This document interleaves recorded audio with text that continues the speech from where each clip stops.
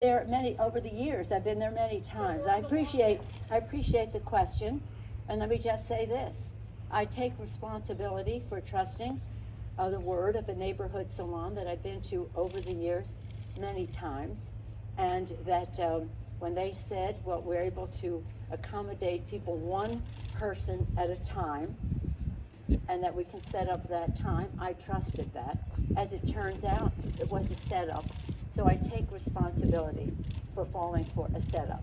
And that's all I'm going to say on that. Do you think you owe the service industry an apology? I just spoke to a San Francisco barber who's a fan of yours. He supports you, but he thinks you owe the service industry an apology. Well, I don't. I think that they owe, that this salon owes me an apology for setting up. But I will say this, in fairness to him and in sympathetic to him, we have to get our country moving again. And I will not let this subject take away from the fact that we have 180,000 plus people who have died from this virus.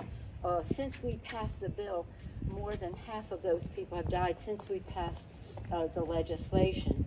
4.6 million, I know, 4.6 million have become infected since we passed the legislation. And there are answers, there are scientific answers for this. 96,000 people have died since we passed the HEROES Act. So they want to jump on this. I think it's really important for us to pass the bill so in a scientific way we can address the virus and we can bring people back to work.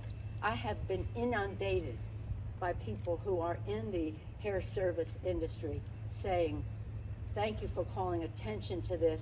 We need to get back to work. We need to get back to work. And many of them annoyed at the setup that was there for a purpose that has nothing to do with